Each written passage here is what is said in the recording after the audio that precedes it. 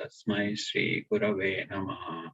Shri Chaitanya Manobhishtam Sthapitam Yena Bhutale Swayam Rupa Kadamahyam Dadati Swapadantikam. Vandeham Shri Guru Shri Yuta Padakamalam Shri Gurun Vaishnavamscha Shri Rupam Sagrajatam Sahagana Raghunadanvitam Tam Sajivam Sadvaitam Savatutam Parijana Sahitam Krishna Chaitanya Devam Shri Radha Krishna Padan Sahagana Lalita Shri Vishakhanvitamscha. He Krishna Karuna Sindho Dinabandho Jagatpate Gopesha Gopika Kanta Radha Kanta Namostute Tapta Kanchana Gaurangi Radhe Rindavaneshwari Rishabhanu Sute Devi Pranamami Hari Priye Vancha Kalpatarubhyascha Kripa Sindhubhya eva cha Patitanam Pavanebhyo Vaishnavebhyo Namo Namaha. Jai Shri Krishna Chaitanya Prabhu Nityananda Shri Advaita Gadadhara Shri Vasadi Gaura Bhaktarinda. Hare Krishna Krishna Krishna Hare Hare Hare Rama Rama Rama Hare Hare. Narayanam Namaskrityam Naram Chaiva Narottamam Devim Saraswatim Vyasam Tado Chayam Udirayet. Nastaprayeshu abhadreshu Nityam Bhagavata Sevaya Bhagavati Yutta Sloke Bhaktir Bhavati Naishtakim. Om Namo Bhagavate Vasudevaya. Om Namo Bhagavate Vasudevaya. Om Namo Bhagavate Vasudevaya. Okay, let's set the verse.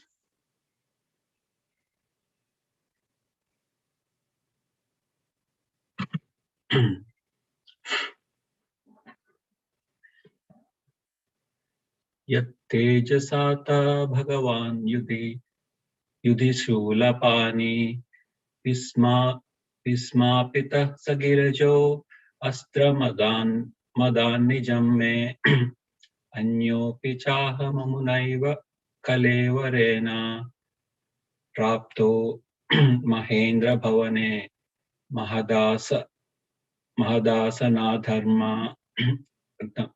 Nathama. Sorry. Yattejasata Bhagavan Yudhishulapani Vishmapita Sagirijo Astra Madanijam me Anyepi Chaha Mamunaiva Kalevarena Prapto Mahendra Bhavane Mahadasanatham. Synonyms. Yat, by whose. Tejasa, by influence. Atha, at one time. Bhagavan, the personality of God, Lord Shiva. Yudhi, in the battle. Shulapani, one who has trident in his hand. Vishmapitaha, astonished. Sagirijaha, along with the daughter of the Himalaya mountains. Astram, weapon. Adat, awarded. Nijam, of his own. Unto me. Unto me. Anye api, so also others. Cha, and. Aham, myself. Amuna, by this. Eva, definitely. Kalevarena, by the body. Praptaha, obtained. Maha Indra Bhavane, in the house of Indradeva. Mahat, great. Ashana, Ashanardam, half elevated seat. Translation. It was by his influence only that in a flight In a fight, I was able to astonish the personality of God, Lord Shiva, and his wife, the daughter of Mount Himalaya. Thus, he, Lord Shiva, became pleased with me and awarded me his own weapon. Other demigods also delivered their respective weapons to me, and in addition, I was able to reach the heavenly planets in the present body and was allowed a half elevated seat. Purport, purport by His Divine Grace, Abhachananda Bhakti Vedanta Swami Srila Prabhupada Ki Jai. By the grace of the Supreme Personality of Godhead, Sri Krishna, all the demigods, including Lord Shiva, were pleased with Arjuna. The idea is that one who is favored by Lord Shiva or any other demigod may not necessarily be favored by the Supreme Lord, Sri Krishna. Ravana was certainly a great devotee of Lord Shiva, but he could not be saved from the wrath of the Supreme Personality of Godhead, Lord Ramachandra. And there are many instances like that in the histories of the Puranas. But here is an instance where we can see that Lord Shiva became pleased even in the fight with Arjuna, the devotee of the Supreme Lord.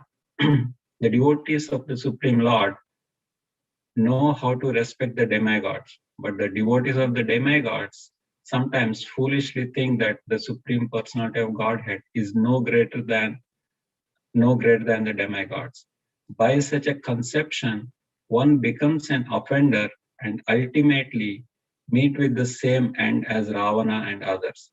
The instances described by Arjuna during his friendly dealings with Lord Krishna are instructive for all who may be convinced by the lessons that one can achieve all favors simply by pleasing the Supreme Lord Sri Krishna. Whereas the devotees or worshippers of the demigods may achieve only partial benefits, which are also perishable, just as the demigods themselves are. Another significance of the present verse is that Arjuna, by the grace of Lord Sri Krishna, was able to reach the heavenly planet even with the self-same body and was honored by the heavenly demigod Indradeva, being seated with him half elevated. One can reach the heavenly planet by the pious acts recommended in the Shastras in the category of fruitive activities. And as stated in the Bhagavad Gita, 9th chapter, 21st verse, when the reactions of such pious acts are spent, the enjoyer is again degraded to the earthly planet. The moon is also on the level with the heavenly planets, and only person who have entered into the heavenly planets after the duration of the life of the body. Arjuna was allowed to enter into the heavenly planets in the self-same body simply by the grace of the Lord. Otherwise, it's not possible to do so. The present attempts to enter into the heavenly planets by the modern scientists will certainly prove futile because such scientists are not on the level of Arjuna. They're ordinary human beings without any assets of sacrifice, charity, and austerities. The material body is influenced by the three modes of material nature, namely goodness, passion, and ignorance. The present population is more or less influenced by the modes of passion and ignorance, and the symptoms of such influence are exhibited in their becoming very lusty and greedy. Such degraded fellows can hardly approach the higher planetary systems. Above the heavenly planets, there are many other planets also, which only those who are influenced by goodness can reach. In heavenly and other planets within the universe, the inhabitants are all highly intelligent, many more times than the human beings, and they're all pious in the higher and highest mode of goodness.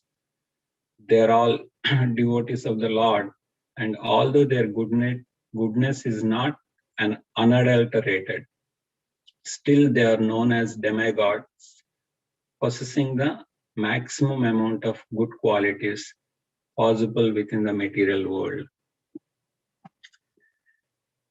So, when I was reading this verse, actually, I wasn't aware of the story of where Lord Shiva, Arjuna had a fight with Lord Shiva and acquired that Pashpatastra. So I just read the story, and really, by the mercy of Krishna, I came across a lecture by Sachinanda Swami Maharaj, His Holiness Sachinanda Swami Maharaj. I'll share some of my interesting things which I took away from that lecture by hearing.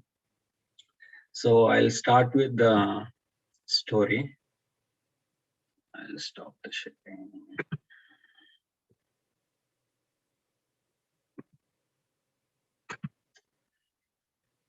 So at one when Pandavas are in the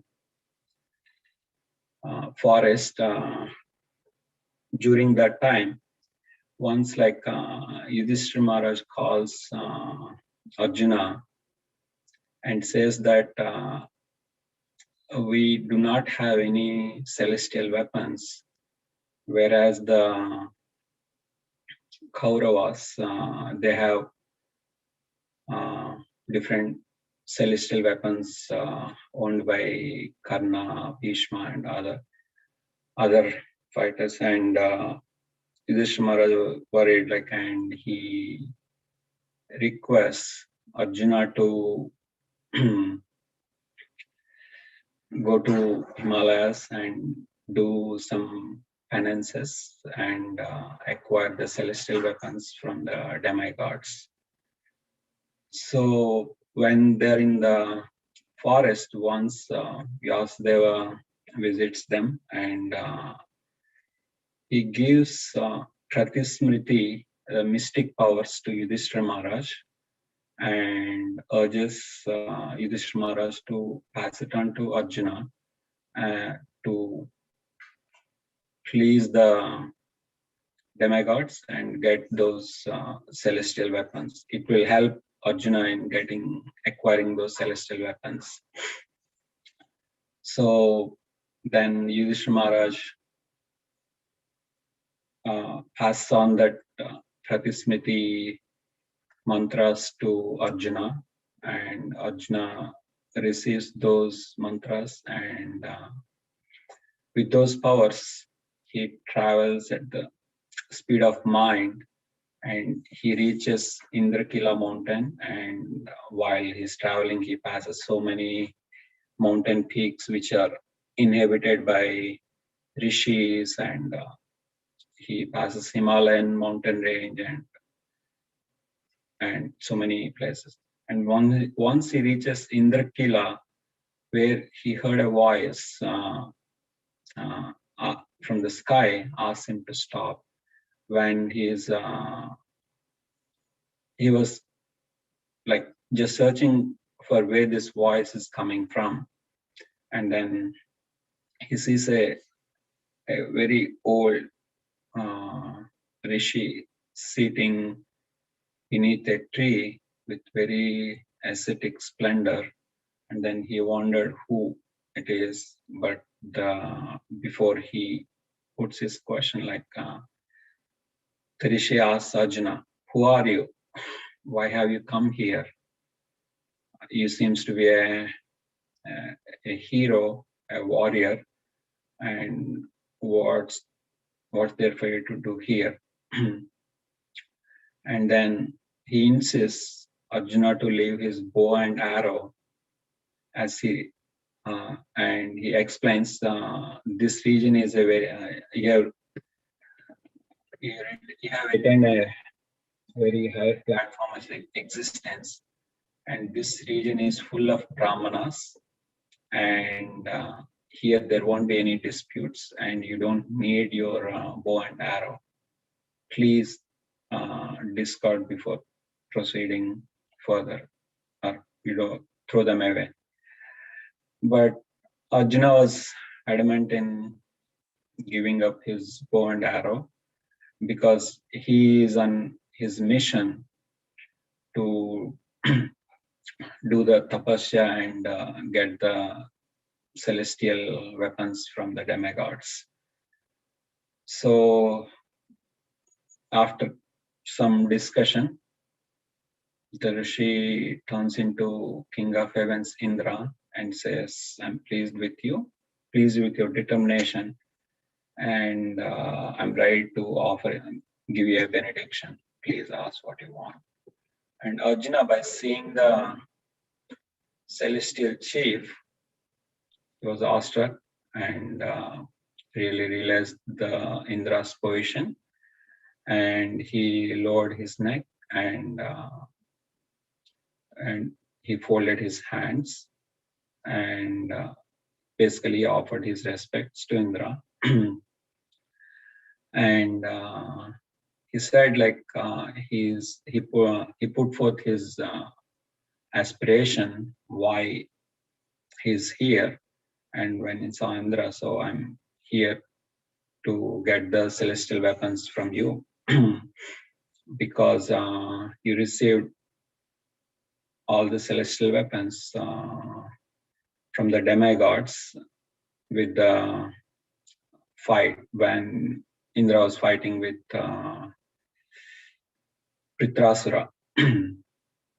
So then Indra says, I'm inspired. Before I give it to you, you need to obtain the darshan of Lord Shiva and you have to get his blessings. Then Indra disappears. So at that time, Arjuna starts doing his tapasya, and because of his severe austerities, the region was being overheated. The other rishis were practicing their tapasya, so they were agitated and they were not able to performing their tapasya. So they approached Lord Shiva to and they say that Arjuna is doing very severe austerities and the region is being overheated. We request you to go and take care of this so we can perform our tapasyas. So while Arjuna is performing his tapasya, a Rakshasa named Mukha was in the form of a wild boar approaching Arjuna to kill. So at that time, a Kirata hunter appears, and Arjuna and Kirata hunter both aim the arrows at the boar, and they both warn each other saying, I aimed the arrow at the boar first, so you drop yours. But in that argument, both shot their arrows and they killed the boar. And after that, Arjuna was kind of angry being a Kshatriya. And in the Kshatriyas, they never try to attack an enemy from behind. And whereas the Kirata hunter hit the boar from the back and Arjuna hit from the front, facing front. So then the hunter says, you are the newcomer here and this region belongs to me and you have nothing to say here. And with that argument, finally they both get into a very fierce fight. Arjuna showers so many arrows, and then they fight like with the sword, and then they do the wrestling kind of thing, all things. Finally, Arjuna lost the thing. He fell to ground and kind of unconscious. And when he got to the consciousness, he was kind of aggrieved for the loss of that fight and being defeated. And then he remembers his duty that he has to please Lord Shiva and get his blessings in order to get those celestial weapons from Indra. So then he makes a small deity of Mahadeva using the clay which is available in the area, and then he offers his prayers, and then he puts a garland on the deity. At that time, the garland falls onto the neck of the Kirata hunter. Then Arjuna realizes that, okay, this is the Lord Shiva, came in the form of that hunter, and he offers his obeisances. And at that time, Lord Shiva prays Arjuna for his fight, and he mentions that you fought almost as capable as of Lord Shiva him. And then he says, he gives his best astra, Paspatastra, a weapon can destroy the whole universe at once, to Arjuna. At the same time, Lord Shiva says, now you have been purified and you would be able to travel to the heavenly planets. So that time, other demigods also comes from the other peaks, and they give their weapons to Arjuna. From the southern peak, Yamaraj came, and then he gave his infallible mace and along with the mantras. At that time, Yamaraj also mentions to Arjuna, saying that you don't have to be worried because all who oppose you will be vanquished, as Lord Vishnu himself already appeared on planet Earth to relieve its burden. So Bhishma, Drona, you don't have to worry anyone, so all will be vanquished. From the western peak, Varuna came, and then he gave his infallible noses and other incomparable weapons to Arjuna along with their mantras. From northern peak, Kuvera gave his Antardhana, it looks like, which puts enemies to sleep. And from the eastern peak, Indra comes, and then he says, okay, to fulfill your mission, you should spend some time with me in the heavenly planets in order to acquire the knowledge to use all those celestial weapons which are in the custody of Indra. So then Indra's chariot comes, and then Arjuna travels to heavenly planets, and that's how he received his all the celestial weapons. And here, like from this story, what I could get as a takeaway for me is so there are many distractions for us comes in the form of happiness and distress to deviate us from the Krishna consciousness. The way the Rishi appeared in front of Arjuna and suggested Arjuna that, okay, this is a very highly elevated realm, and here there are no disputes. You can just leave your Gandhi or bow and arrows there.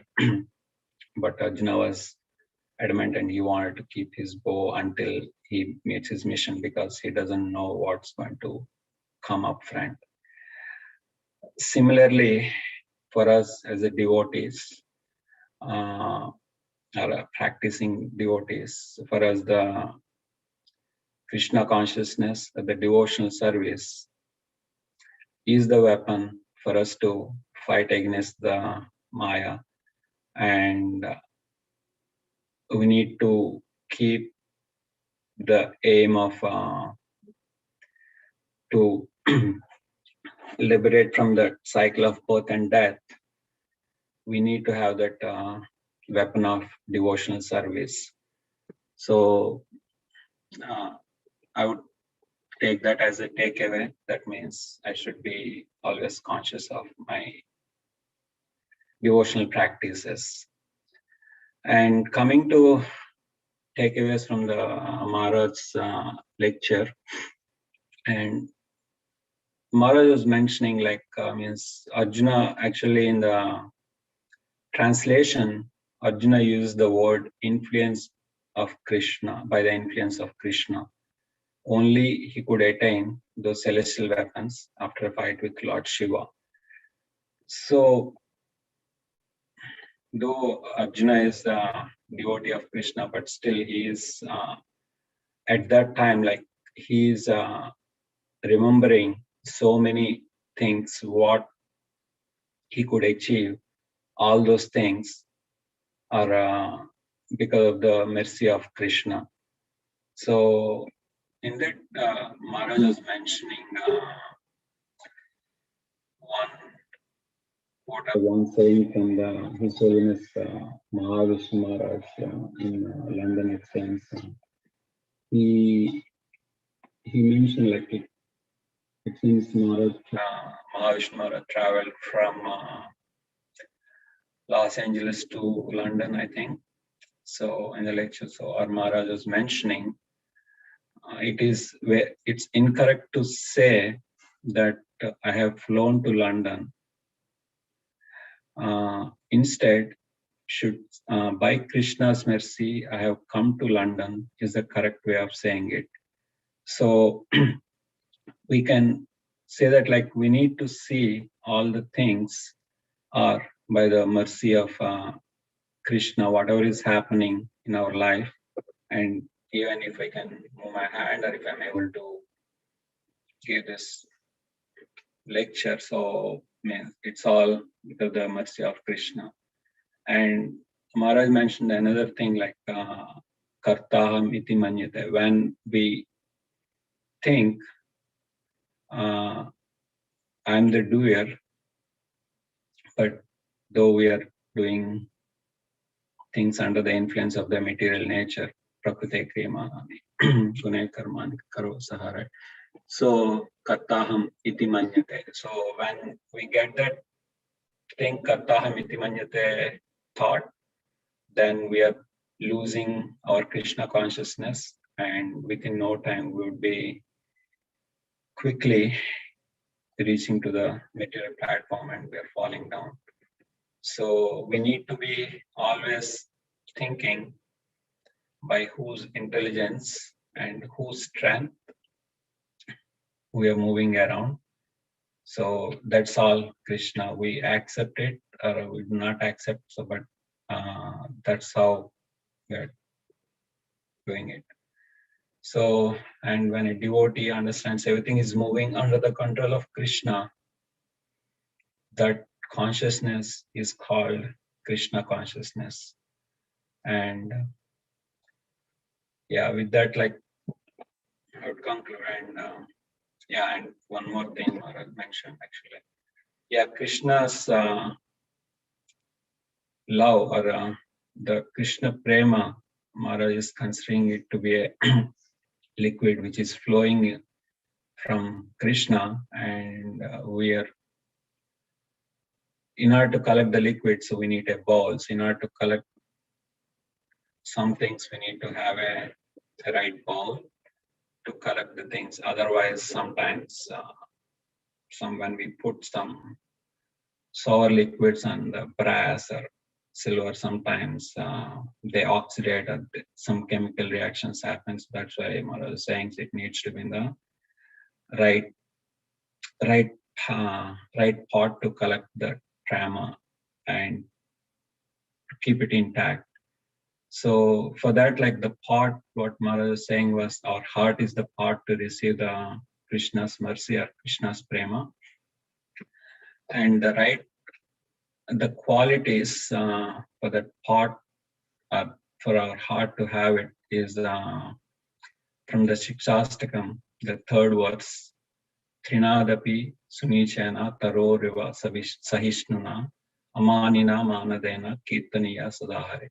The first one, Trinadapi sunichena, thinking oneself lower than the straw in the street. Taroriva sahishnuna, one should be more tolerant than a tree.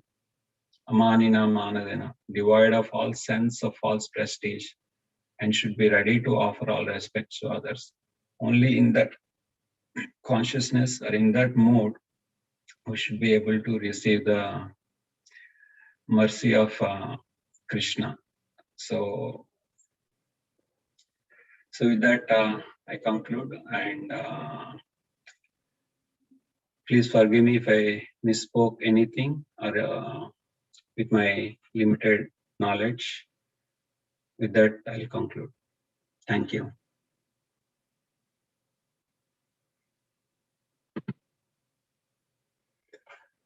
I would request any other senior devotees to share their thoughts or realizations.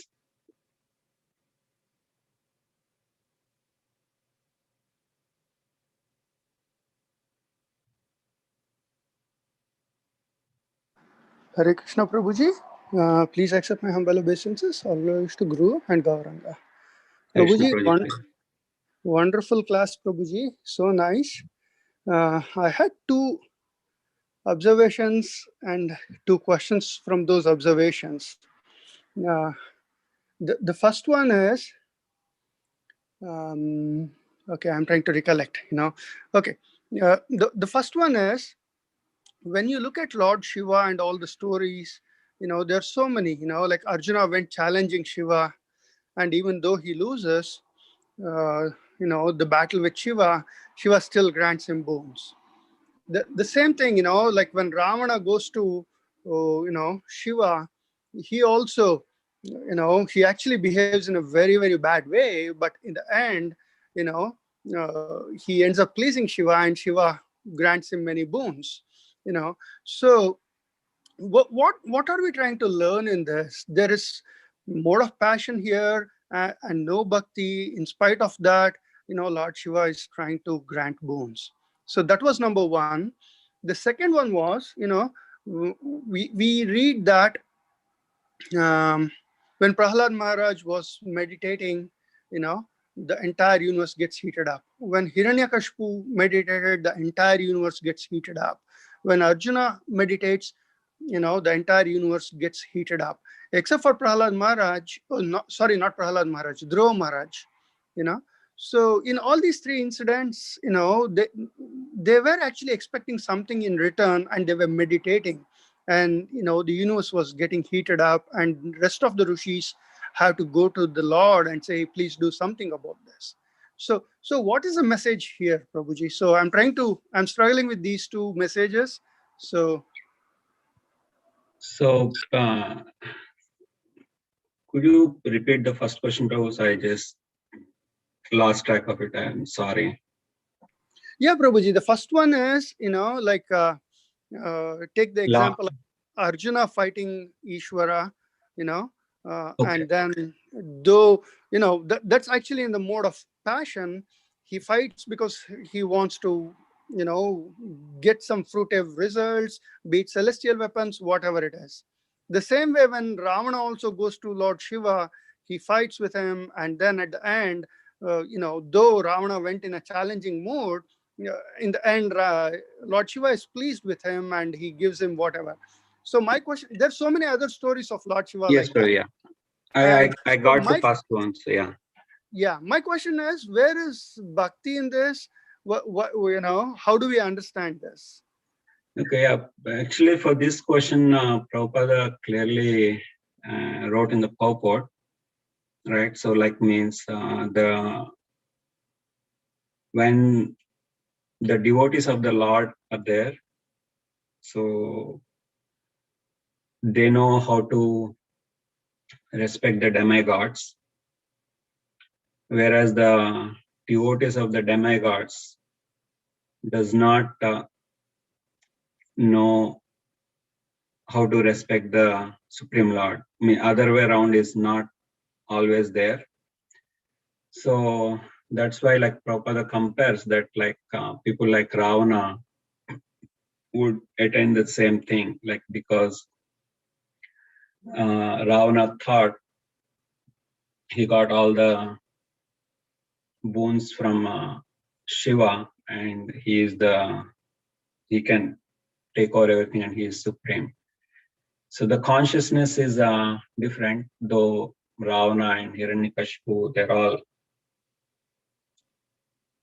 they know the scriptures, though they did not understand fully the summum bonum of the what is the scriptures.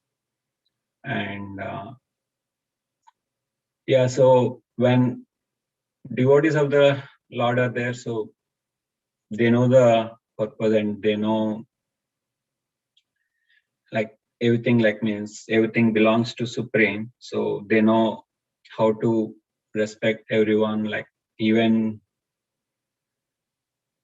what do you call, they respect others, and at the same time they know when to show the anger or anger in the service of the Lord, like Hanuman destroyed the Lanka, or other devotees, like means Arjuna, though he wanted those celestial weapons, it was not for his personal benefits. He wanted to use in the service of Krishna, because like the dharma needs to be established on earth because of the Kauravas, and there are so many impious kings. They all need to be eliminated from the earth, so dharma can be established. And that's what my understanding for the first question, Ravi. So could you repeat the second one again? I apologize. That's okay, Prabhuji. The second one is, when you look at who's this Dhruva Maharaj or Hiranyakashipu, and here even Arjuna, they're all, of course you clarified Arjuna was not doing it in the mode of passion, but why is it when they do the penances, severe penances, the entire world gets heated up, whereas the rishis are also doing severe penances, the universe doesn't get heated up?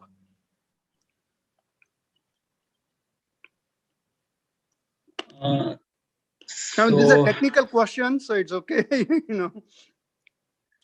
Yes, Prabhu. So it's like, I don't know, if I say something, it could be a speculation because I don't have any scriptural proof or something.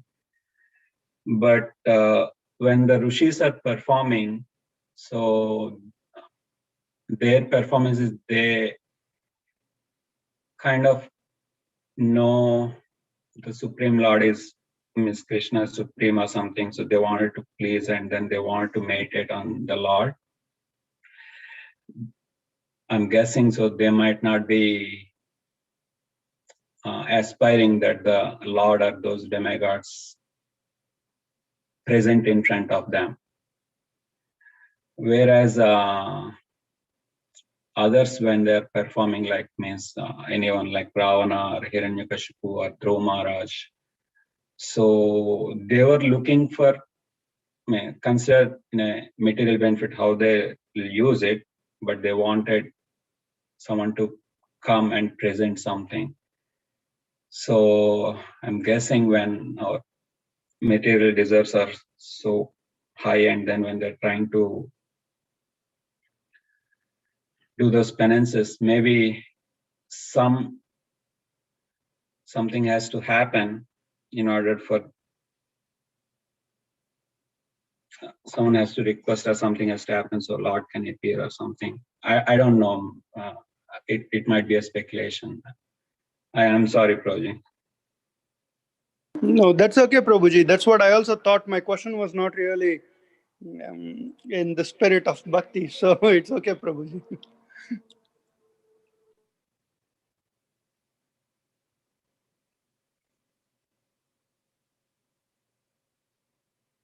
So, Lingaraj Prabhu, it's 7:40. Okay, Prabhu. Thank you so much, Prabhu. Yeah. Thank you, Prabhu. So, Vancha kalpatarubhyascha kripa sindhubhyevacha patitanam pavanebhyo vaishnave